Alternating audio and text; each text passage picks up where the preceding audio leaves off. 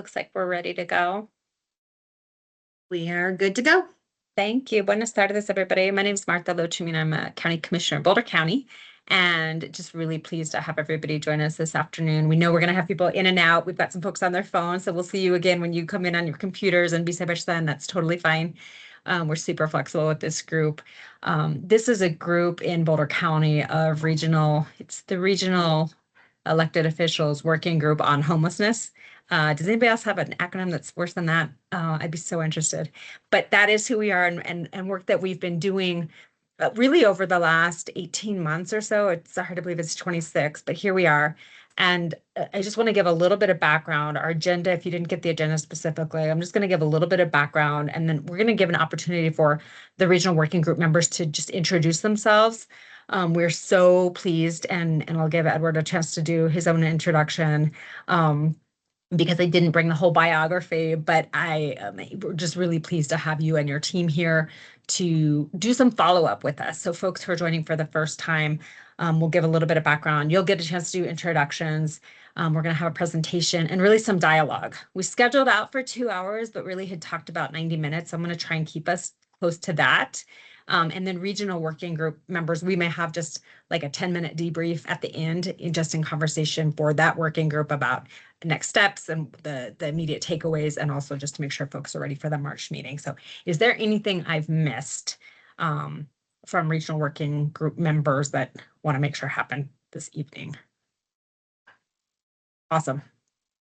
All right, well, let me give you a little bit of background. And what I want to just preface this by, for folks who are either in newer elected positions or are partners in different places, staff for all our cities and towns, community organization partners, and just community members, to give you a little bit of background. In Boulder County, elected officials were asked almost 2 years ago to really start looking at homelessness and what the opportunity for local government, like what's the role, what could we be doing, what kind of policy change, like where is our lane as elected officials? Because we know we've got all these other folks, programs, processes happening around us. And so that was really the ask at that time. And so there was a convening at the Boulder County's Southeast Hub in Lafayette with a large group of elected officials at that time, different staff members, community partners, folks who are in all the different services of different needs and acuities in regards to folks who are experiencing homeless throughout the region. And I say that because that has been one of the key conversations and learnings for all the members. So at that meeting, folks said we need some action and we want to have really specific work that's happening. So that is kind of the impetus and where this came from initially. There are working members that you'll get an opportunity just to hear from them really briefly as to understand the regionality of the work. Next to introductions, because that group of folks has been meeting, we have been meeting together alongside with staff experts in this area, and over months, and then bi-monthly, and all the different homework assignments and research and meetings with staff separately to be able to really identify a focus point. And that is how we got to, with state legislation that has also occurred at this time, during this time and during this process of legislation in Colorado that really looks at accessory dwelling units, backyard cottages, attached, detached, all the good things that people are already aware of in this group, that we have an opportunity in Colorado to look at that differently. And so this group really decided, let's really focus in on that area, lean in on some policy now that is in place, and what could that mean for incremental development in property that already exists to allow for more units, more doors when we talk about the need for housing. And we also, I just want to acknowledge, I just want to say this out loud, we know that there are other slices of the pie. We know there's other swim lanes around homelessness, services. We also know there's other issues around housing and opportunities to do that work. We are just focusing in this conversation, in this working group for 2026 again, about how we educate, how we look at alternatives for financing, and how we collectively look at zoning barriers and other pieces that this group has had one previous conversation in November on this topic. And now we are here to hear from some real experts nationally in this work, and we'll have some time for conversation. So hopefully I have set us up with some background knowledge. Nobody needs to convince us that accessory dwelling unit or backyard cottage is a good idea. So I just want to say that as well. Everybody who is in this call is interested in getting that done in Boulder County in some way. So again, I'm really appreciative that Edward and his team with Strong Towns is here with us to help us do this work. So really quickly, I want to have introductions. So anybody, and you'll just have to come off of mute because we've had change of elected official assignments for this great work. And so I don't want to miss someone, and I also don't want to call on somebody who actually has moved their baton.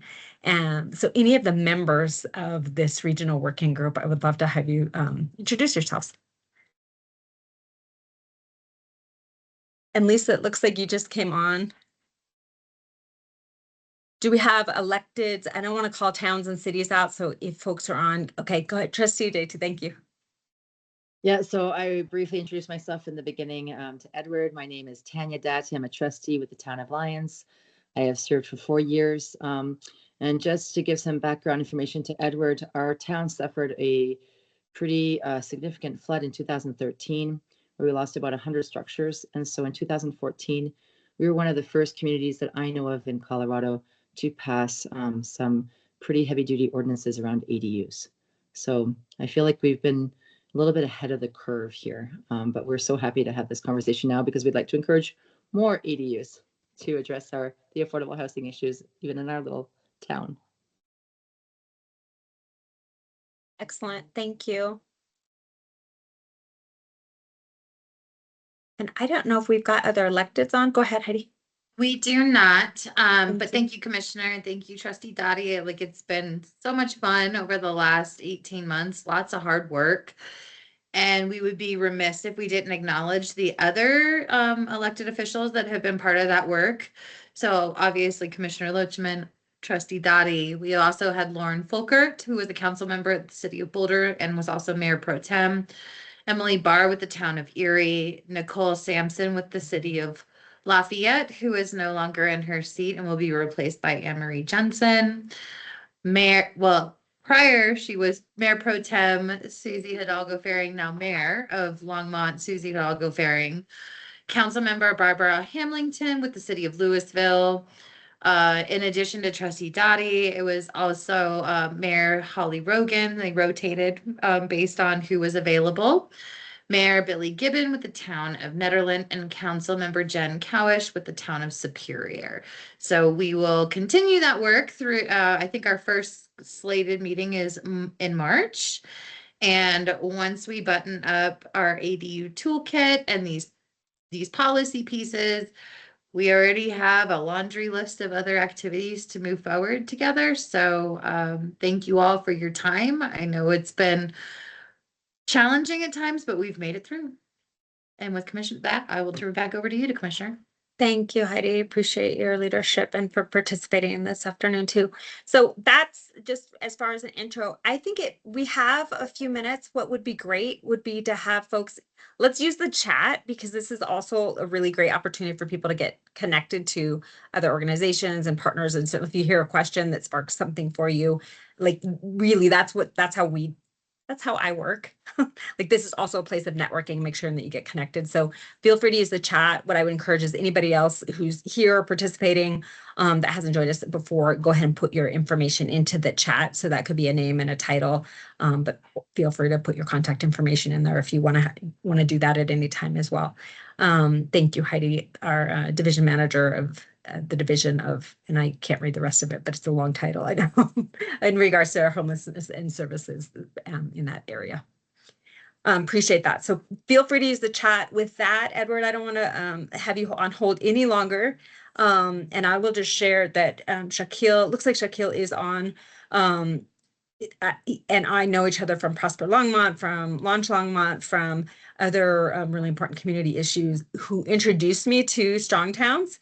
And Strong Towns got an opportunity to present in the city of in Longmont as a city previously as well. So I know there's some other folks around our community who've also heard and are familiar with the work, book information, and some of the cohorts that I'm hoping that Strong Towns will share with us as well. So with that, I'm going to let you jump in, and feel free to Great. let me know if there's anything you need here on the background. No, I think if I do it all right, I should get everything where it needs to be. I'm Edward Orford. My background is in architecture. I went to architecture school and became corrupted into urban design. For me, I found that urban design realm is where and how cities get built together, I found to be really complicated and exciting to get into. I worked in the private sector doing work at cities and big master plans, all different types of stuff until 2008 when there was the big housing crash. In 2008, I had the opportunity, it was really a blessing to work in county government. I joined the ranks in the public sector and brought all the skill sets I learned in school that I had done for private developers all across the country and brought that into local government. Um, from 2008 until just a few years ago, I was in city and county government. Really, really enjoyed that work. Um, again, bringing that private sector mentality to local government. I did a lot of things that local governments don't do, but should. In 2010, I was introduced to Strong Towns and have been a member and active within Strong Towns and really implemented those ideas. So as I go through and share what I'm going to share tonight, recognize that I have been in the trenches doing this work, and I am happy to go and get in as much of a deep dive of any of these pieces as possible. I have managed all of these departments that are involved in all of your cities that assist the development community in getting houses built. So I've done all different types of things with that and can speak to that. But my title at Strong Towns is Chief Technical Advisor, and I work with our members. So Strong Towns is a not-for-profit. We are funded by members through speaking and then also through private donors. Through that work, we have 6,500 members across the globe. We have over 300 local conversations that exist in, I think now we're in 3 continents, that where 3 or more people that are interested in this work are getting together and talking through these ideas, and they're taking action. So one of my cool roles here at Strong Towns is to share these ideas and help people move from just these ideas and theory into action. Uh, there's the book Escaping the Housing Trap that Charles Marone and Daniel Harrigus wrote. Uh, in the book, it goes through, I'm going to do a little introduction about some of the ideas in the book, so we understand we're all kind of on the same page. Hope to give some foundational components about the housing trap so we recognize where we're at. Last year, we began to take, in the last chapter of the book, there were 3 ideas that were represented that were tools that cities could do to help address and heal their housing market. There's a QR code here. I'm happy to share that. There's a bunch of links I'll share throughout the presentation. If you go to strongtowns.org, housing ready, one word, you can download those toolkits. As we talk today and we go through this, there are 2 takeaways that I hope everybody leaves. I hope I've accomplished and shared with all of you. The first is that our housing crisis today is a systems and strategies problem. So I want to make sure that I share with you why it is a systems and strategies problem. And because it is that, I want you to know that each of you, regardless of the size of community, resources available, you all have the power to heal your housing market.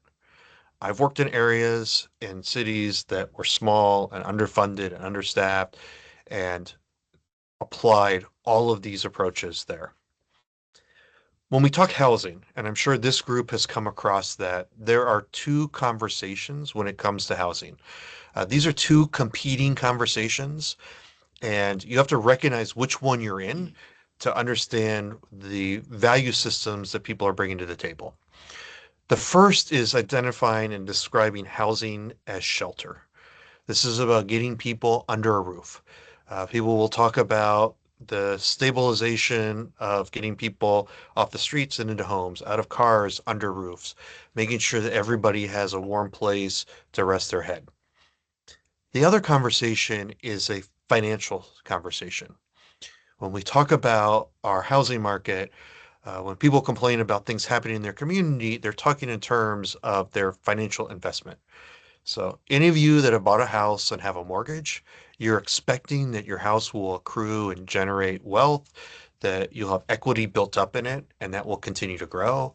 If you are in the stock market or you have a 401k, the recognize that private mortgages are a cornerstone of our economy. They are what keeps our stock market rolling with all those transactions. Uh, so there are folks that are very sensitive to the finance component and folks that are very sensitive to the shelter component. The struggle is that if we want affordable housing, housing prices must fall. They've got to be lower. But the problem is that housing prices cannot be allowed to fall. Our financial system, the bedrock of our economy, is based off of this exchange of mortgages and all of these property and housing decisions. And let me explain. Let me go a little bit into history. We'll take the time machine back, and I'm going to go back just before the Great Depression. I want to explain how housing was funded and developed prior to the Great Depression. Uh, at the time, if you wanted to purchase a house, you'd go to your local bank, you go to the main street or go downtown, you'd get a loan. There'd be a 50% down payment that you were expected to bring to the bank. The loan generally was interest only, and it was on a 5-year term. In 5 years, that loan would balloon, but the practice was to go back to the bank and work your mortgage for another 5-year term. That's not a problem when the housing market is moving forward and prices are going up or they're stable. When the market crash occurred, what we saw with home values is that people were not able to keep up with their house payments. They were being foreclosed on. The banks were acquiring these loans.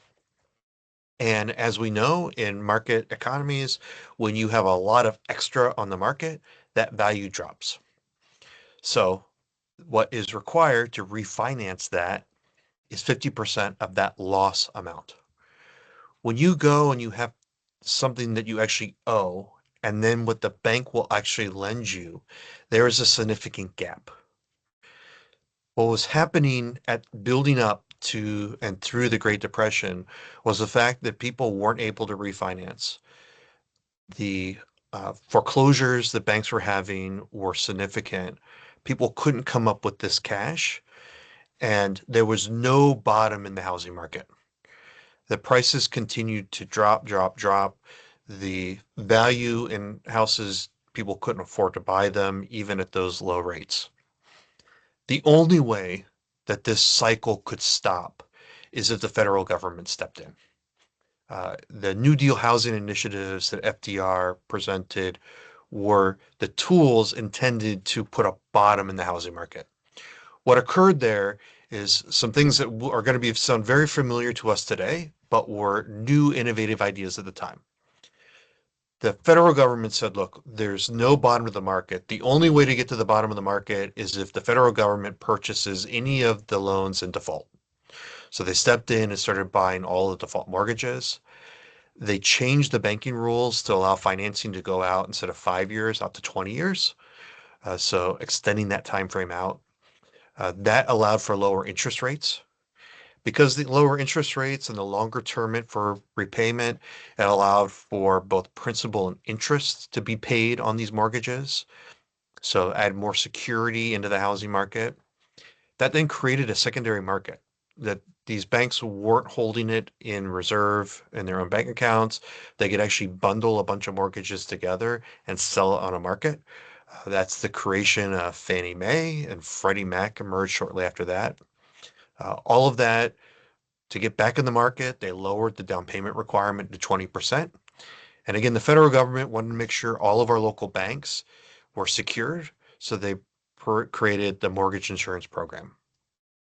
All of this was put in place, but the market was still in great shambles through that time of the Great Depression. Now, I have two young boys, and in school they come home, they talk to me a lot about what they learn in school and what we teach our children. And I'm sure we have all heard this. What is the big thing that occurred, the moment in time that pulled the American economy out of the Great Depression? It was World War II. This is what is described as the moment that the US came out of this financial trial. Uh, we basically nationalized all of our industry so we could do bombers and tanks. We hired everybody, so we sent millions of men and women off to war. Um, we got the economy going and moving in that direction. What's unique about World War II compared to other wars is that in World War II, it was clear sometime around D-Day that eventually who would ultimately win the war. They couldn't tell when, they just knew who. So back home in the States, there was a lot of concern coming out of all of our financial advisors. What would happen after the war when we no longer were nationalizing all of those um, resources into sending people to war? And on top of that, we're going to have all of these individuals come back, millions come back, all these GIs that are going to need houses, but they're not going to have money in the bank for all these down payments. So there was great concern that we would fall back into an even greater depression than when we had started um, back prior to World War II. The federal government looked at where the engines of economy were, where things were actually happening, and they identified cities were places that they could make investments. And the thought was that if they could invest large amounts of federal funding, they could prime the pump to help getting the economy nationalized and moving in the right direction. This is when the Federal Highway Trust Fund was developed.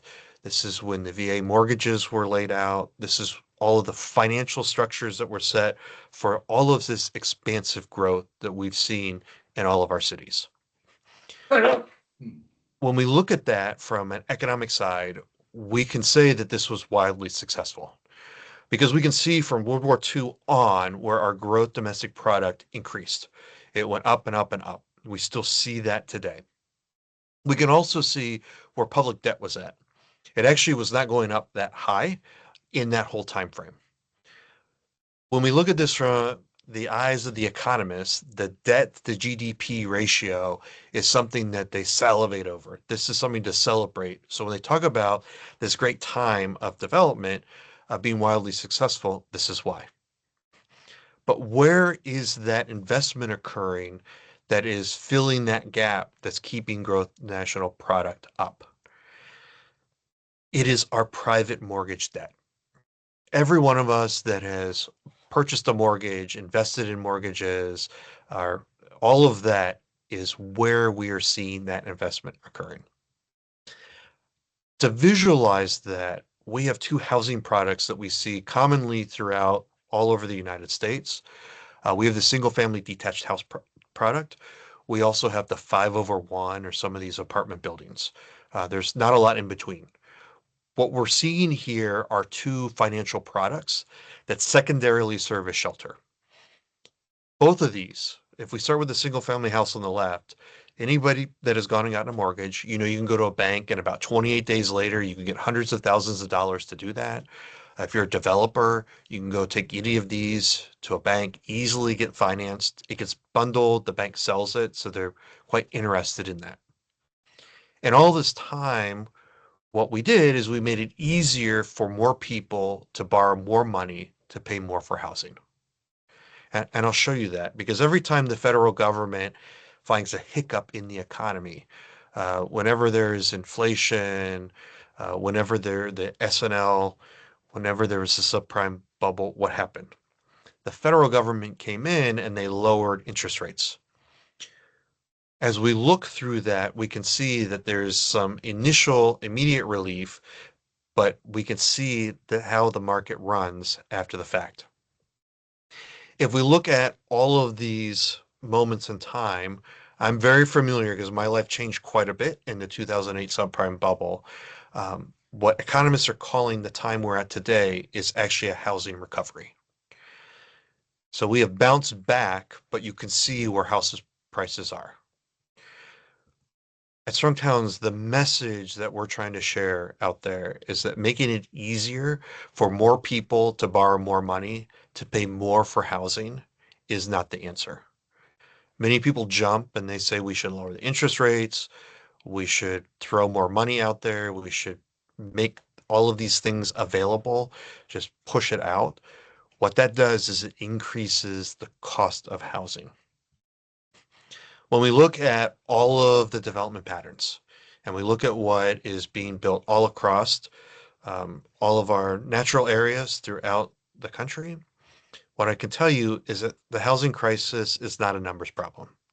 We're seeing lots of new developments being built. We're seeing lots of capital available for that development. The problem that is out there is the distribution of investment for capital for that housing. So the single family subdivisions, the stuff you're seeing on the edge of all your communities is stuff that's easy to get financed. When you look at some of the infill in our more urban areas, I've even seen this, it might be in your areas. When I was in Wisconsin, outside of Madison, 20 minutes outside the city in the pastures for all of the dairy cows were these 5/1s. These are happening because there's a huge distribution of capital. We also don't have a concern about these large mansion homes. These are folks that aren't looking for financing. They have capital. They're invested into it. All of these are being built all over the place. But there is a missing gap in the distribution of finance of everything in between. Everything that's smaller than the single family detached and everything that would be described as the missing middle, the duplex, triplex, fourplex, the small apartment buildings, the live work units, all those pieces. So the idea here that I want to share, the thing that I want to spend some time now on is to go through and just reinforce that our housing crisis is not a numbers problem. We can't throw more money at it. It's actually a systems and strategies problem. And what I can tell you is that within local government, we are really good at systems and strategies. So it provides me great hope that at a local level, we are able to address this and heal our housing markets. The last chapter of Escaping the Housing Trap, Chuck and Daniel dropped 3 ideas that they shared that cities could go and do to help heal their housing market. The first is code reform. The second is growing an ecosystem of incremental developers. And the third is to localize finance.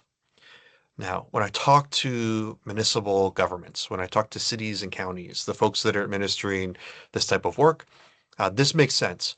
We'll amend our code so we'll allow all of this type of housing that we want. That will then somehow attract developers that will want to build all of this stuff that the markets say we need. And the developers are good at developers because they can go find money. It's kind of this simple piece. What I will tell you is that we can't just assume that developers will find you. I talk to so many planners that go through years of debate at a local level to amend zoning codes to allow all of these things to make it easier to do building.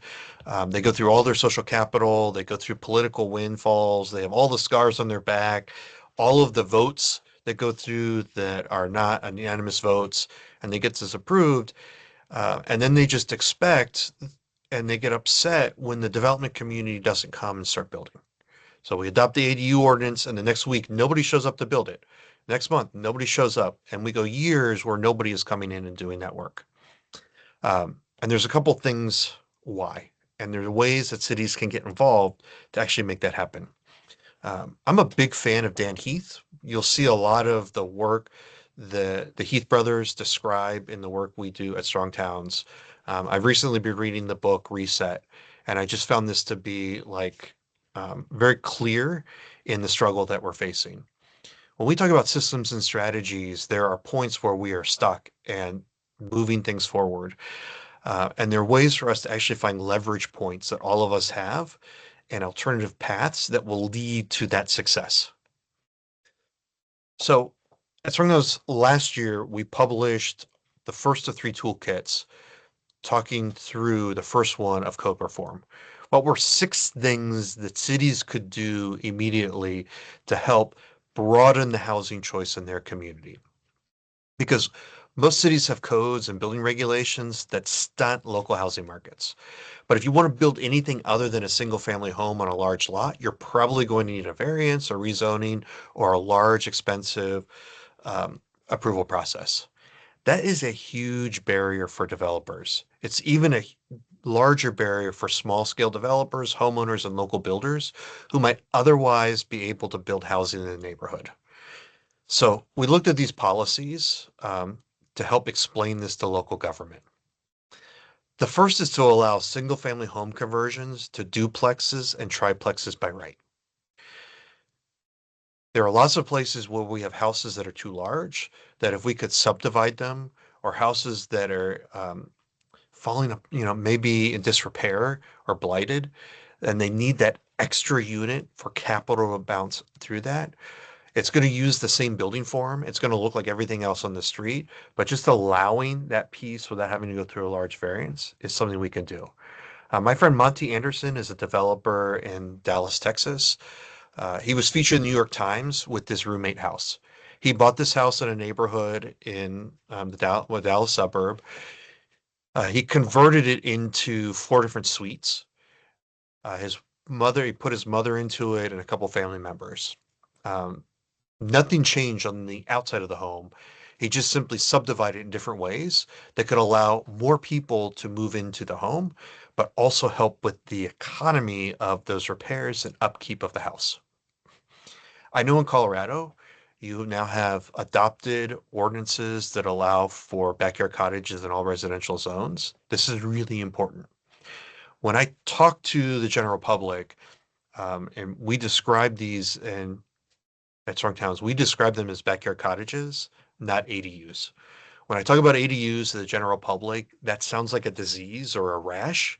When I describe it a little bit further, nobody wants to be accessory. Nobody understands what a dwelling unit is.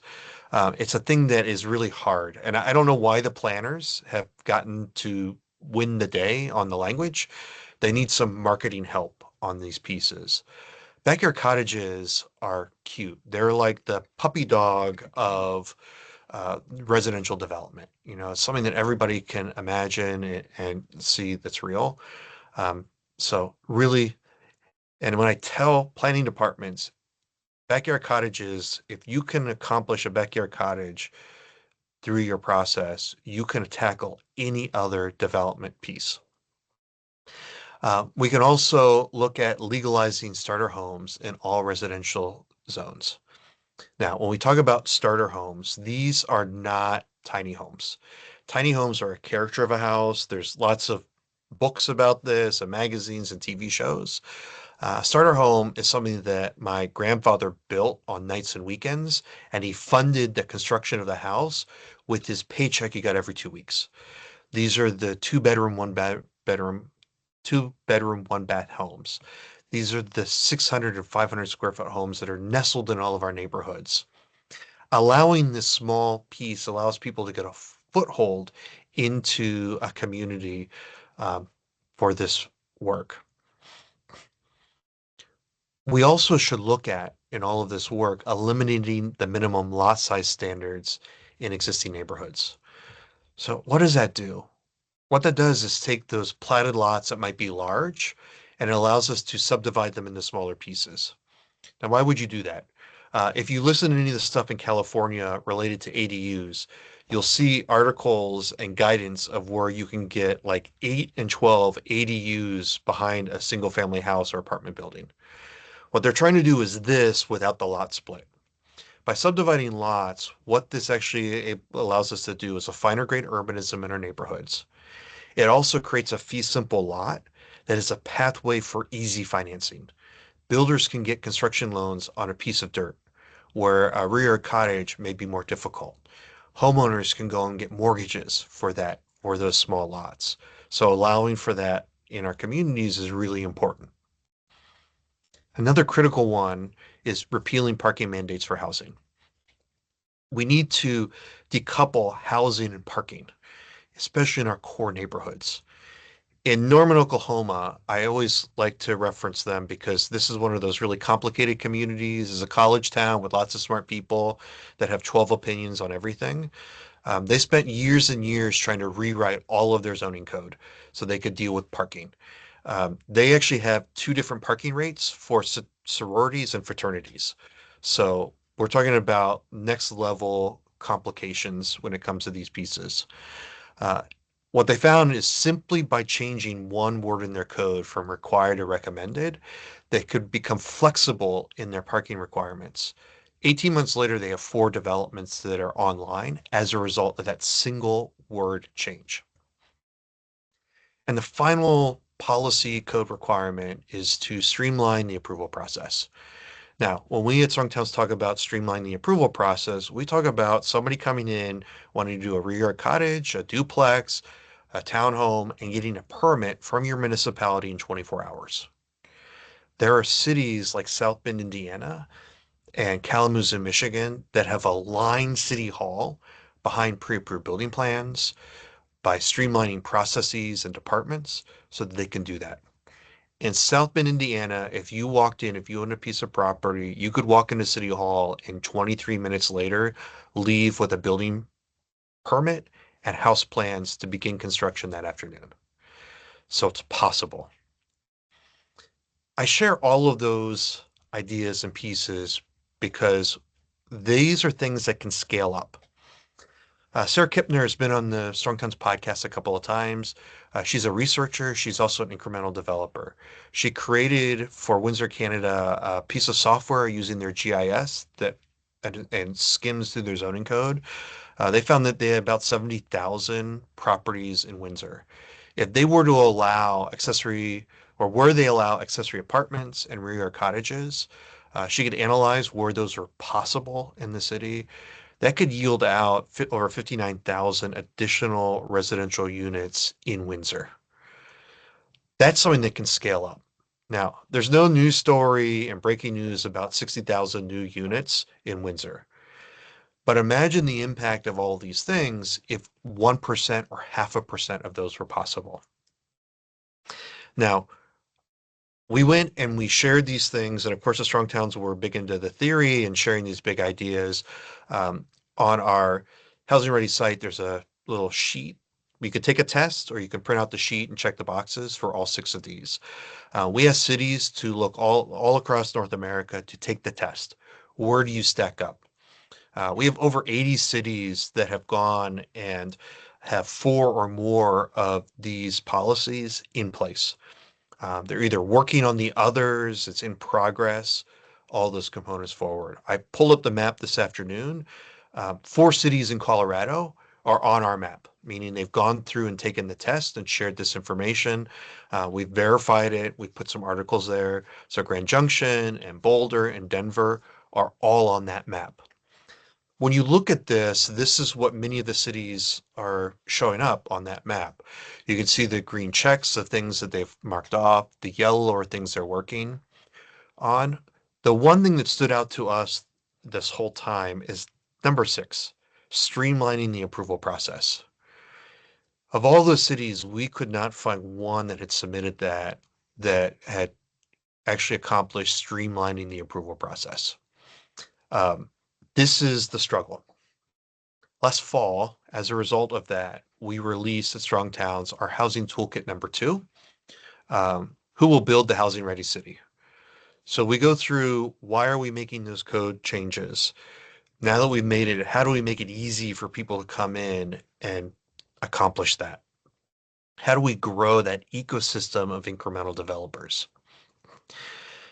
Every time I go to, I meet incremental developers. I meet people that are building in these towns. And these are not your stereotypical developers. They're not coming to the table with Wall Street funding. They don't have billboards out on the highway. They don't have an army of consultants. These are citizens that look just like everybody on this call and in this committee that are making investments in their community. And even more so, I mean, even more that have funding or have the ability to make that investment in their community. I want to describe a little bit about what incremental development is as we've kind of honed in on the description at Strong Towns. And I think it's important, especially for this committee, thinking through the focus of where you're at. And I appreciate that focus of thinking within the existing built environment. When we talk about incremental development at Strong Towns, these are kind of four calibrations that when we look at, they seem to fit in every community we talk to. When we talk about incremental development, this is development that builds wealth that stays in the neighborhood. So these are folks that are living in the community, part of your community, not outsiders. They're homeowners investing into their properties. These are developments that are using infrastructure that already exists. They're not asking for new roads on the edge of town. They're not extending water and sewer out to the hinterland. Many times these heal gaps left behind by disinvestment or demolition. You've had a disaster, you've had an economic crash. Maybe there was redlining or other issues that occurred in your community where we saw disinvestment. This is where this is beginning to occur. We also see that this is a type of development that expands housing opportunity in a way that fits in the block, not disrupts it. It's not the giant beast that overwhelms the neighborhood. It's the small scale incremental things at scale. When I talk about incremental development for the city of Boston, that's way different than when I talk about my small town here in Charlestown, West Virginia. But all of these hold true. The type of investors and developers that we see at this scale are people like Noah, who we describe as a DIY innovator. This is his house. When he got divorced, he was not going to be able to afford his mortgage payments for this house he loves. He converted 3 of his bedrooms into rental apartments to create the revenue he needed to stay in his home and also the companionship after a divorce of finding other people to be around. Or this is Nancy.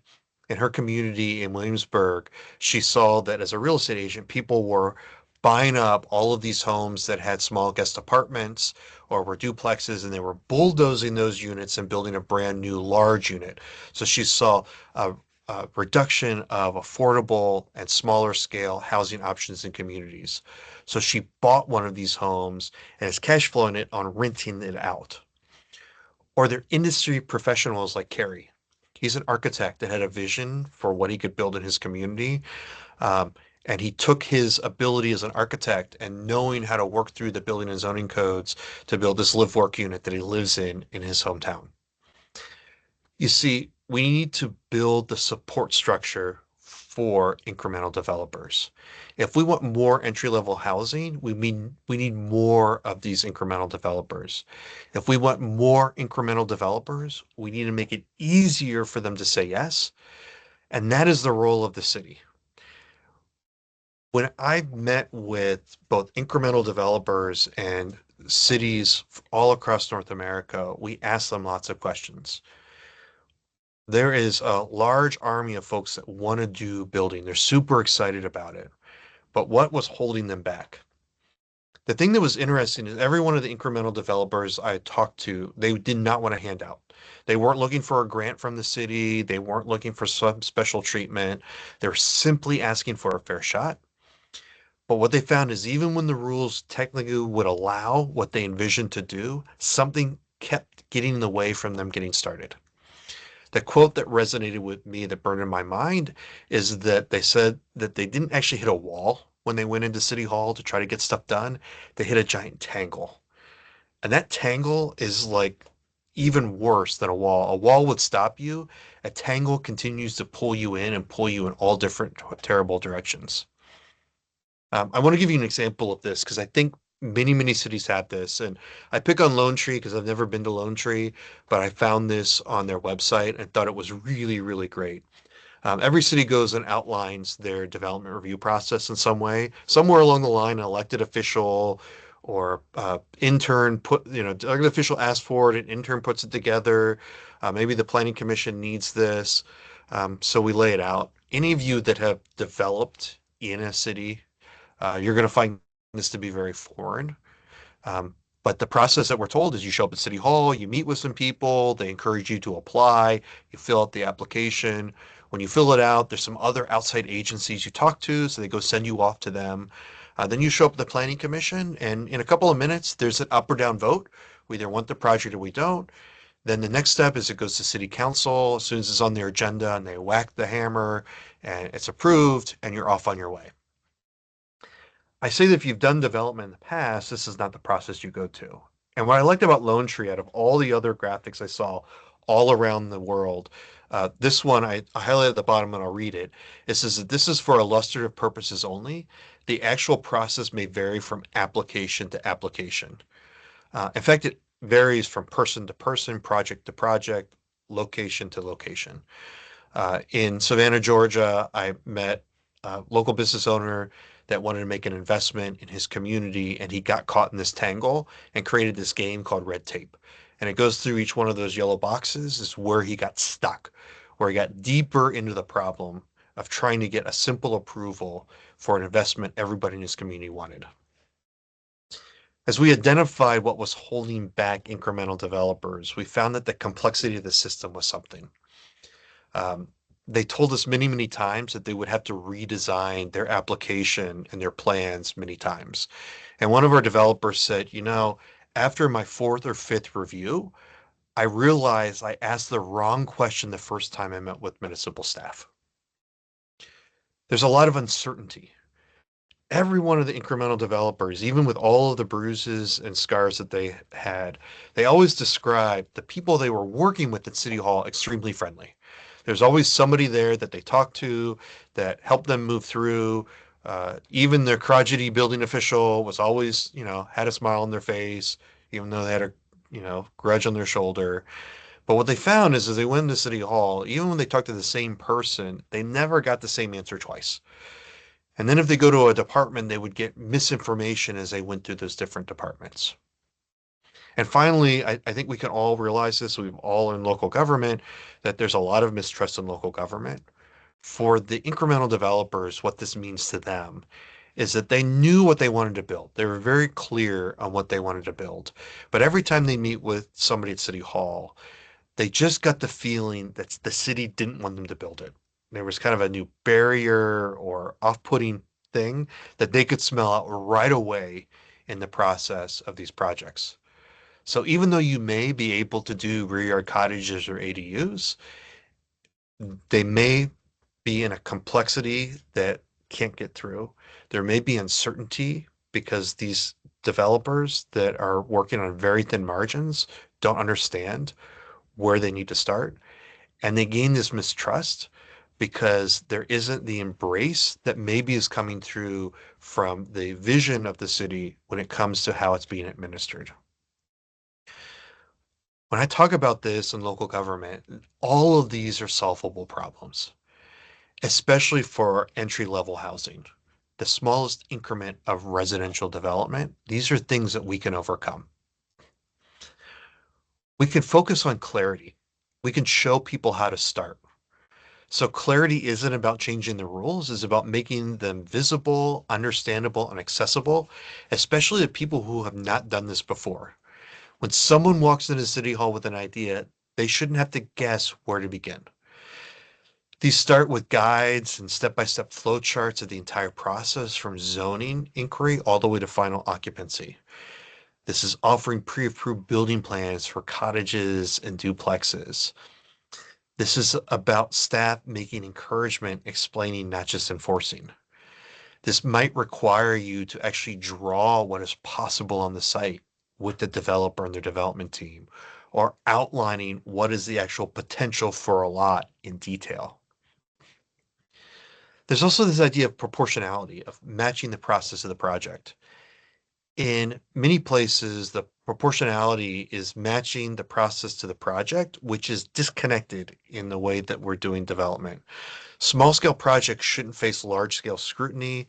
A single family backyard cottage shouldn't be reviewed like a subdivision. In most cities, the process doesn't adjust to the scale. This mismatch can kill a great project before it begins. In Groveland, Florida, they're downtown. They had done pre-approved building plans, a beautiful vision plan, friendly people at the front desk to go and help you through the project. When you showed up to submit an application on a 50 by 100-foot infill lot, you were handed the 8-page application with the 35 requirements, transportation study, engineering, grading study, all of the things that made sense for a large scale subdivision, not for the downtown infill. So trying to get the more by right, the light touches, right sizing those approvals to get through. As cities, we can also help with connection. We can link people to knowledge and link them to one another. Connection is that key to all of our successes. Many small developers aren't professionals. They're really learning as they go. What they need is a community of mentors, guides, and peers. These are people that can help them figure things out and keep them going when things get hard. So things cities can do, they can host developer academies or introductory workshops. They can invest in peer mentorship programs. They can host meetup groups. They can create direct lines of communication. In Sacramento, they actually have an online page, a Discord page that the city is on and hosting for their incremental developers. So the developers can all talk and the city can chime in where they need help. In Wisconsin, AARP has realized this is an important thing, and they've teamed up with Neighborhood Evolution to teach Town Makers course, 12 steps to developing in their communities. Incremental Development Alliance goes out and they do training courses and boot camps, both virtually and in person. When I see these boot camps, and I've experienced them myself, the first couple rows are the people that have never done development before and they want to get as close to the action as they possibly can. You go back about 3 or 4 rows are people that have started the process. They've done some development. They want to be in the masses and learn about it. Everybody in the back row are all of the municipal staff members that are wondering what these dark arts of development are in their community. This is a value for our entire ecosystem of development within our communities. There's also this idea of a cultural shift, a shift from gatekeeping to guidance. This is the most touchy part of recommendations that strong towns can give to cities because it is a different way of thinking through development and entitlement in all of your communities. This is an area where municipal employees get a little squirmy on it because the culture of your city matters way more than your code. Developers can feel instantly whether you've seen the city as a burden or a partner, and this is especially true for first timers. Small projects don't need a green light for everything. They just need a clear signal that somebody wants them to succeed. So training and empower staff to help builders navigate the process so that they can actually tell a builder what are the steps they need to fill out. How do we fill it out? What do these things look like that you need to submit? Here are examples of that. Maintaining constant alignment across departments. So just because the zoning department is super ecstatic about the ability for you to do this, you also need to make sure the utility department is just as ecstatic and streamlined to help with these pieces go forward. All of these cultural shifts can increase staff morale, and really what they also do is reduce all of those escalating calls to the city manager or the mayor. The last thing cities can do to help with incremental developers is make financing easier to access. So the best small scale projects, they will stall without capital. Most of us would be developers, but we don't have access to all of the traditional capital or financial tools. These projects are too small, they're too local, they're too new. There's some other type of project that doesn't fit in a nice, easy box for our lenders to assist with accessing to that capital. Cities don't have to become lenders, but they can start by acknowledging this gap. And for now, the most important thing the city can do is recognize this barrier and start thinking creatively about how to lowering it. In the city, you need to learn the love language of the developers. You need to learn about performance. Every one of your planning directors, your economic development directors, your building departments, they need to understand that language.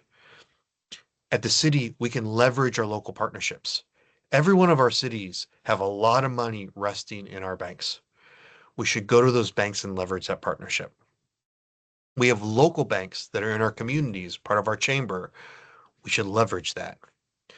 We also should publicly communicate that small scale development is a key city priority. We need the banks to know this because this lowers the risk. What is lower risk? It's more capital, easier to get at a lower rate. At Strong Towns, we're getting ready to release the third of our toolkits, which is financing the housing ready city. So if you've set the codes in place, and I know many of your cities have done those pieces, if you've gone and started to build up that ecosystem of incremental developers and you've got your staff tooled up and aligned to know that there's a priority to get these smaller incremental local projects built, the next thing is going to be money. How do we fill that gap? There are many ways that local governments and philanthropy can finance low cost, high quality housing, and they can do it at scale at little to no risk to the taxpayers. There are things that philanthropy can do in certain states with access to municipal repayable bonds. So that is a lower interest rate. They can also lend that at a higher risk than a traditional bank.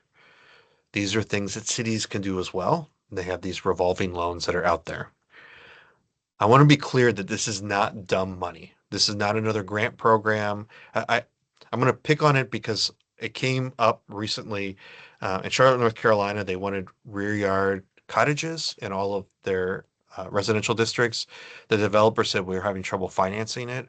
So the city created a grant that they are giving people up to $50,000 if they build a rear yard cottage. Um, Within 15 minutes of the program being open for you to log into it, they had to shut it down because they had 100 times more applicants than they had available funding. All of that does is just drive up the cost. And there's no way in those small units the city will ever see that $50,000 of return. There's smarter things we can do. I've talked about finance and building these partnerships. There are communities that are hosting lender workshops where you invite all of the lenders that are your local bankers, anybody doing financing in your community. You invite them to set up an opportunity to share all the financial products that they have, and you invite your development community there. As a city, you reinforce this activity that you're bringing the banks in. You reinforce that these are the types of buildings you're doing. Here's a room full of people. I will tell you, all of those banks will jump over each other to take advantage of selling this financing to that entire room of folks. They will also, these banks will teach your incremental developers how to and what to put on the documents to actually have successful applications. When I talked about the love language of developers being the pro forma, this is an important thing. In Groveland, Florida, they went and did all the right things, but they were finding it was really difficult for developers to get started. You see, in Groveland, to walk out the door with a building permit and your city service fees and your utility connection fees is anywhere from $30,000 to $50,000. When a developer is submitting their building permits, that is when it is the highest risk of the development. It is a time where the money is most expensive to them. Many of them don't own the land. They don't have a built product. May not have a buyer on the line. In Groveland, what they realized is it didn't matter if they picked up those permit fees when the permit was issued or when they issued the use of occupancy. That 6 to 8 month time frame was negligible for the city. Um, so they simply shifted when they collected all those development fees. By shifting it to the time of use and occupancy, the builder had a piece of property built that they owned. They had a completed building waiting for the CO, and they had a buyer ready to go. That is a time where the builder had the most access to capital at the lowest rate. So that simple shift at City Hall in policy of when they collected it. Of course, none of the houses sold or moved forward until the use and occupancy was issued by the city. So they had the stick to make sure those were funded. They just delayed when they were collected. I know in Colorado you have all different types of really, really crazy financial systems. At Strong Towns, we've been very cautious on things that are borrowing from the future with promises of growth. But I'm going to introduce an idea that they're doing in Michigan called tax increment financing. They're using this for their affordable housing lots. So tax increment financing is when you calculate the current property rate for the tax collection for the property. As you make investments and improve on it, the collection goes up. That growth is captured and invested back into the project. This is things they use for stadiums and really risky development deals. In Muskegon, Michigan, they're doing this on city-owned properties because there is a gap in the financing to get affordable single-family homes and affordable residential units in their city. By putting the tax increment financing, the city is holding off on the tax rate for 20 years. They're bringing that forward, so they're giving that to the builder day one when they pull the permit as a grant. After 20 years and these things are built, the city will collect the taxes on the property.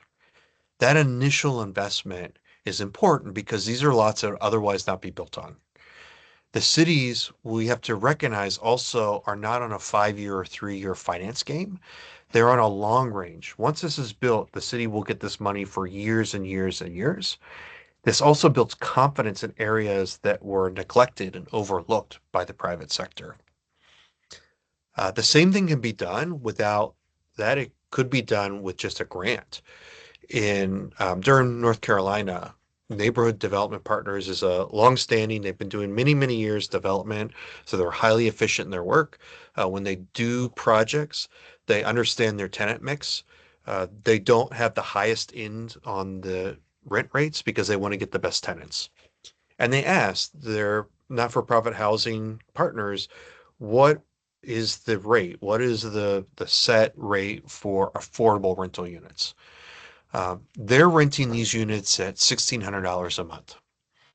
When they talked to their housing coalition, they found that to qualify for affordable housing, rent had to be under $1,300 a month. Well, the development team looked at their pro forma. They looked at what was happening in the market, and they realized that in this building, every one of the units that they have in the building generates $300 a month in local property tax. So they said to the city, could we develop a program with you where we would provide affordable housing units in our building? For everyone we provide, for every month we provide it, you would give us a $300 tax credit for that unit. We would keep it at affordable. When they're vacant, we'll do whatever you need to keep up on our status of it, whatever reporting you need. When they're vacant, we won't receive the grant, only when they're occupied. This is an innovative way that you could reimburse those taxes. This is something that can be done in North Carolina with simple 2 readings as an ordinance with the city council. It's a way for builders to be more flexible in where those units are in their buildings. It's also a way for new construction. If you're going for a building, you need to show that you have tenants that are going to come online. There is an endless supply of demand for affordable rental units in Durham. So this allows for that flexibility and incremental growth within their community. I'm sharing all of this again to just reinforce that this is not a numbers problem. This is a systems and strategies problem, that we can align all of our systems and all of our strategies together to address that. I say that because all of you have the power to heal your town's housing market. We're seeing this in cities all across North America. I showed you 80 cities that have gone and put themselves on the map that have dealt with these policies. All of those cities would love to talk to other cities about what they're doing. This is something that at Strong Towns, when we're working with communities, trying to coach them through all of those systems to untangle the mess and move things forward. Any one of these approaches is a step forward to addressing your housing crisis. If you go to strongtowns.org/housing ready, we have 2 of the 3 toolkits up. So you can see the housing reform. We've got some additional case studies in there. You can look at who will build the housing ready cities. There's more individuals that are in that section. Financing housing ready cities is coming. If you go to the website, give us your email, we'll email you out when that's coming. But all these are resources to share. If you're bold and you're not one of those 3 cities that are already on our map, I'd encourage you to take the quiz. It takes 3 minutes. It is a great tool to start a conversation with your staff because they will tell you, oh, parking mandates, I'm not sure we can do that.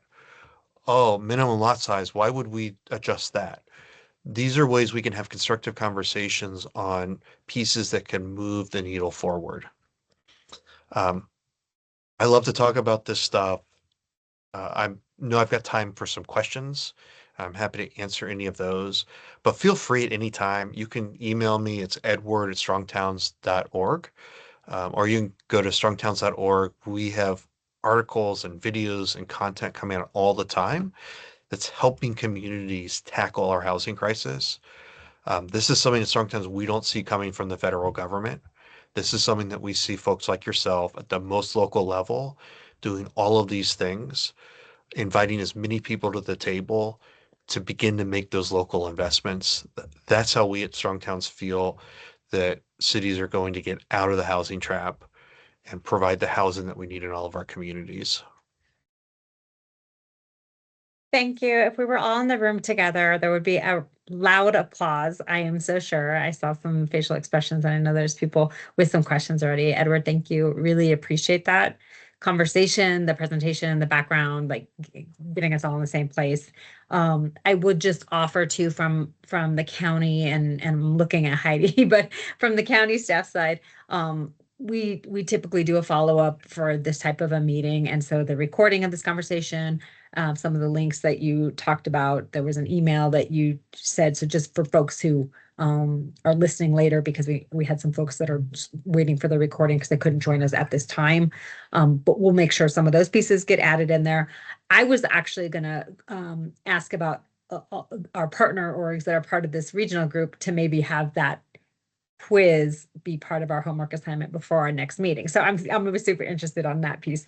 So I would love to have people just come off mute, jump on the screen if you'd like to, just so we know you're ready to speak, or raise your hand virtually here in the Teams program, just in regards to questions. This is our opportunity to get some input, to hear from each other, and to really talk about what all of this could look like and what this could mean here in Boulder County, in addition to what's already been done. And I saw Lisa had a question already, and the comment in there says, great presentation. What do you find is effective political strategies to change these systems? The question is more education or specific examples. And Lisa, if you want to add anything in there, please, Edward, that's the question right now. Hi, Edward. Yeah, thanks. Really wonderful presentation. I think part of the challenge is, and I'm going to speak for most people on this call, we agree with a lot of, we've had internal conversations around smaller lot sizes and more by right development. But when we have these conversations with our elected officials, either the public shows up in mass or the elected officials themselves don't support these. So I'm just curious what you find that can help move that needle when we have these conversations with our elected officials and the broader communities. Yeah, we Norman, Oklahoma, we did a work with them on this because they were Norman's interesting with the college. They are convinced that any small units in town will lead to Texan students with dually pickup trucks parking in front yards. Like that is the mindset that they have a bias for in their community.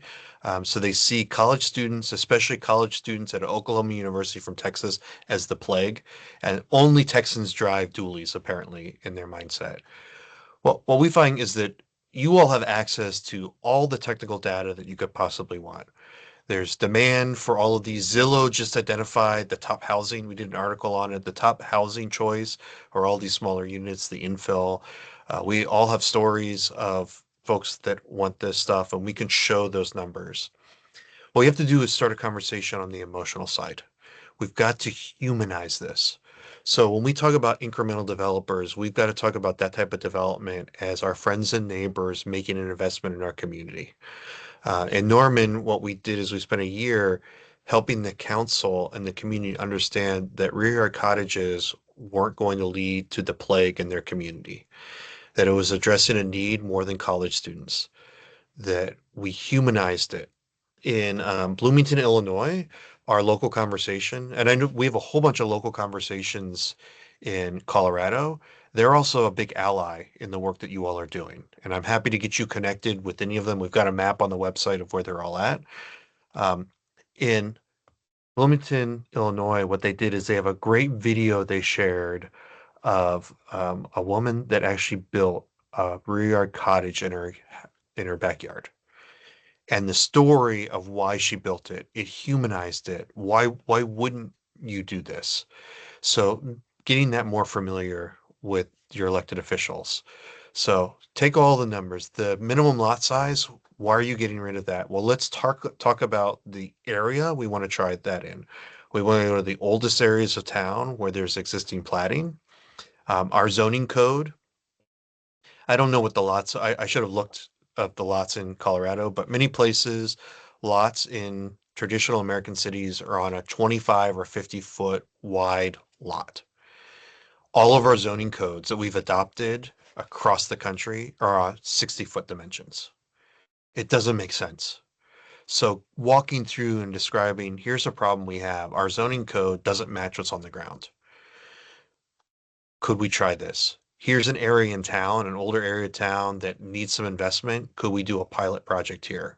Why would we do it? Well, we would like to be able to age in place, that we have somebody in town that would like to be able to live in their home. Their only option is to go and live out in a retirement community miles and miles away from where they raise their children, where they go to church.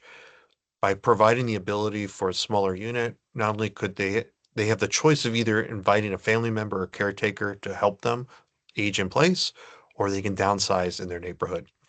So when we talk about that, bringing the emotional component to it, making it so it's not scary and has a connection to a need in your community. And I can tell you from streets, I have done some really amazing streets that were stormwater projects because we had to do stormwater. But as a result, I was able to do narrower lanes and add bike lanes and street trees and all the things because of a stormwater project. As you go through the housing, find where the struggles are in your community and identify it. The Sarah Kipner stuff is great because you can see the impact it would be. Um, how many lots could you get a rear yard cottage in your town? How many of those are people that have come to City Hall that have wanted it? And just make it so it's um, personal and it addresses a local need beyond just housing. Thank you. Additional questions? Susanna, do you have any questions? No, I really appreciate the presentation, Edward. And I think one of the things that I really value about our community is that we really do want to take a regional approach. So I don't know if you can share any more about your experience when communities do come together and sort of maybe what success or challenges or barriers you may have maybe you can talk Yeah. about. Yeah. It's way easier to do stuff if you're in groupthink. So I, I'm in the Eastern Panhandle, West Virginia. In West Virginia, there's only like 5 cities that have zoning. People come in from DC all the time and they think they can just roll over our communities. It just like you put it just is the life we live. We did something simple in the Eastern Panhandle. All of the communities, our 3 counties that had cities that dealt with development issues, we got together once a month for coffee and we talked through these issues as technical staff. There are no elected officials in the room. We talked about it, and it was funny because we all were dealing with the same developers, the same contractors, all the same stuff. And each one of the developers would show up in each one of our cities and say, "Oh, well, I could go to that city and they would let me do this all the time." And it was whatever the city was, it changed everywhere they went. So meeting together as a group to identify these things that you are a unified front. When it comes to education and your staff, you may only have 1 or 2 planners. You may not have the ability to go and do all this big stuff, but getting them together, there's force with that. And they can start to learn from each other and talk in their own language. Getting support from elected leadership to know that this is a priority in your community helps staff to realize that. And if it's happening in one community, it'll be easier in the next. So get people together talking. As elected leaders, you should be talking about this stuff from a housing component of how you're meeting those needs in your state. I know you've got um, there's some regional housing plans that you all have to do, and it might make sense to do that where you can go and uh, pull together some of your resources and be at that broad piece. Um, when I look at all the cities, each of you are going to have some place where you can do the first pilot project. Each of you are going to have the first developer willing to do something crazy like this in the community. And you all watch that and learn from it and then take everybody to it. So that's how you can all work through. And if you don't have the technical piece or you need how to work through the political tools of it, use this consortium to share those ideas. And when the good things happen, positively reinforce it.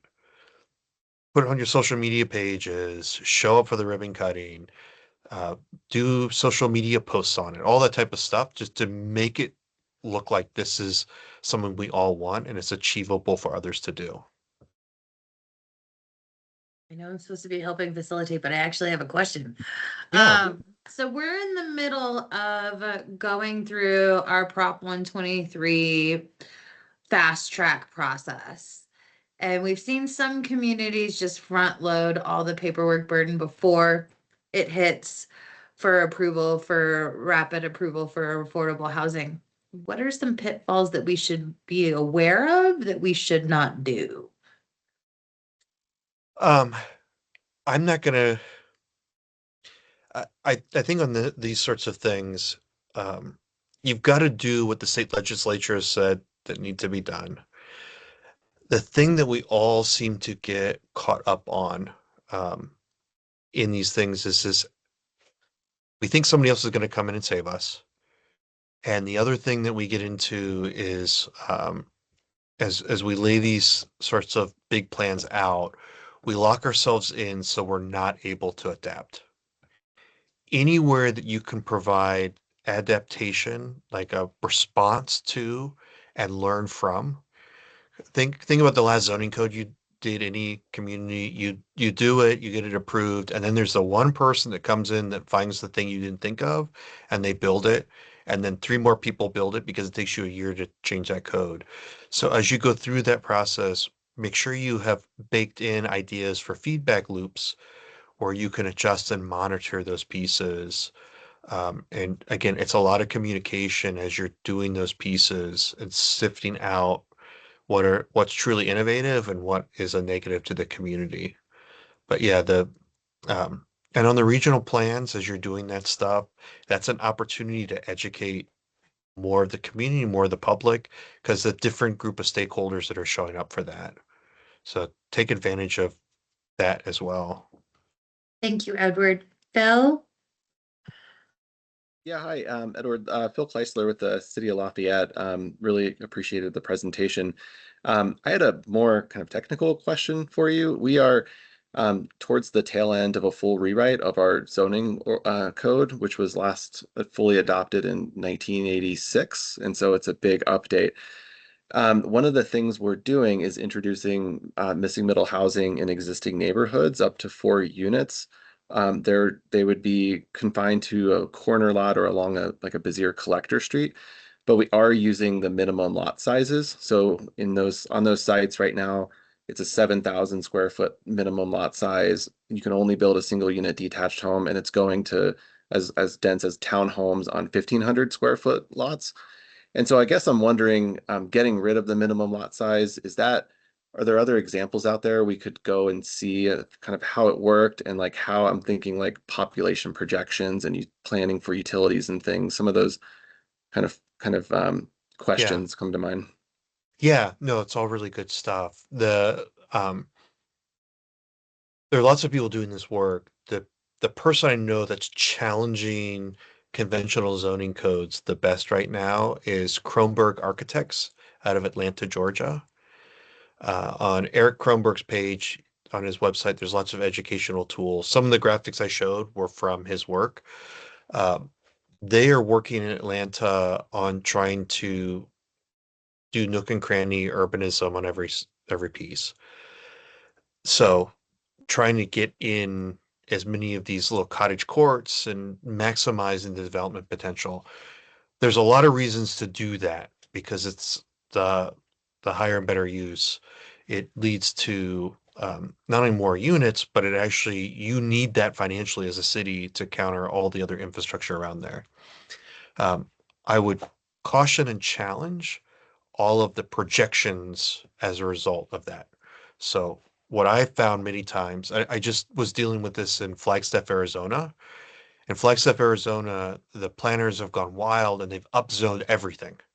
So they adopted ADU everywhere. They've gone in and they're missing middle over every neighborhood, even the golf course communities and all those places. And then they hand it off to the long range transportation planner and the model breaks because they have to account for the what is projected to be built there, not what actually will be built. Mhm. So as you look through that stuff, and I don't know if there's are you working with a consultant firm? Yep, we are. I would, who's your consultant? Clarion Associates. They have Yeah, yeah. yeah, Clarion's great. Mhm. Clarion can go and give you a lot of the data. But I would look at what is the actual, when you look at development projection. So Clarion's done a lot of work down in Central Florida, and I've done a lot of work there and seen their studies. Look at the analysis of what is the actual build out rate in your community. What is the actual growth rate?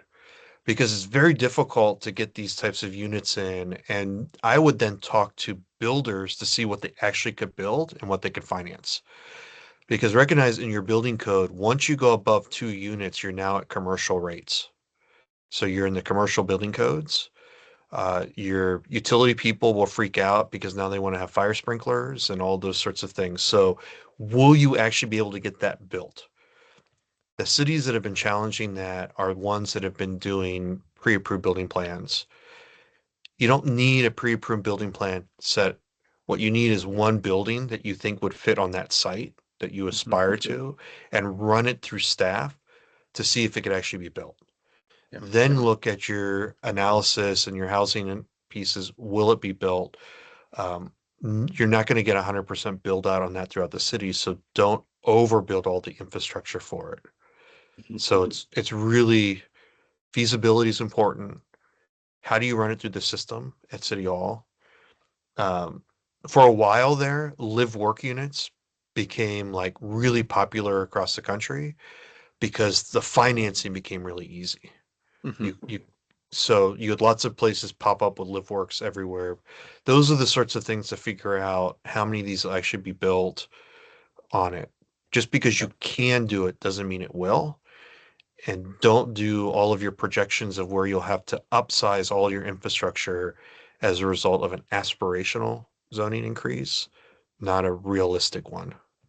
Got it. Thank you.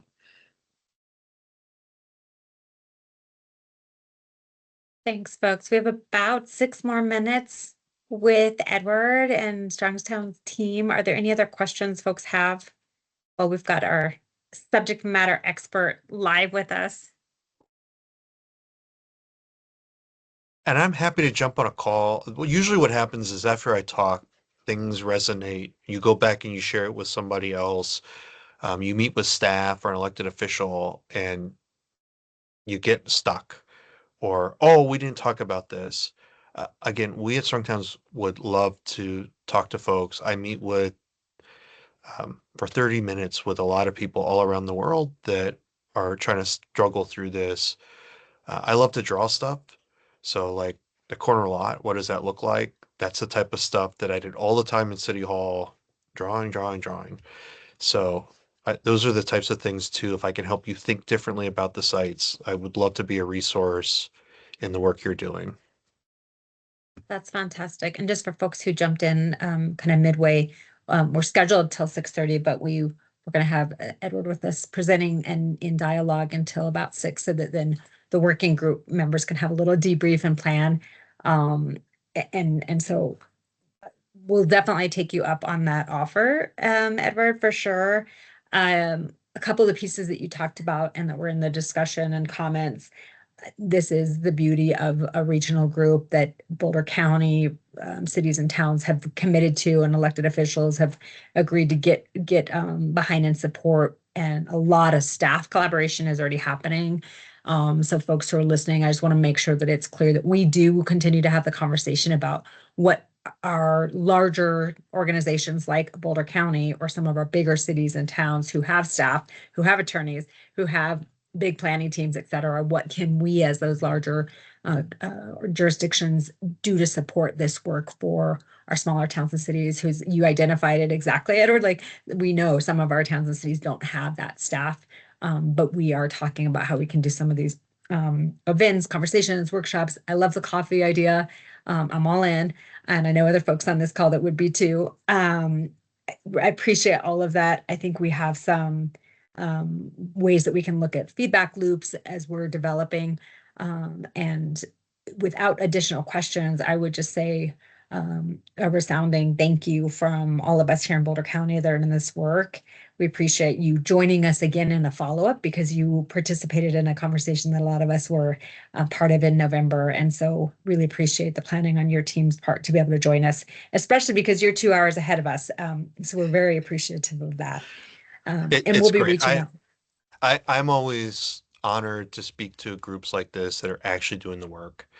And it's important because there are many cities that aren't. And the fact that you're doing it at a regional level and you're having these conversations, and these are all really, really great questions that you're asking. You're not alone in that struggle, but the fact that you're asking them is really important. And I just want you to all be recognized for that effort you're giving to your communities. Thank you for that. We will take that appreciation as we continue the work, and we'll be in touch. So thank you so much. For folks who are part of the working group, would love to have folks stay on and just to have a little bit more conversation in regards to next steps, like where do we go from here? And then I'm going to ask Heidi just to confirm our next meeting time.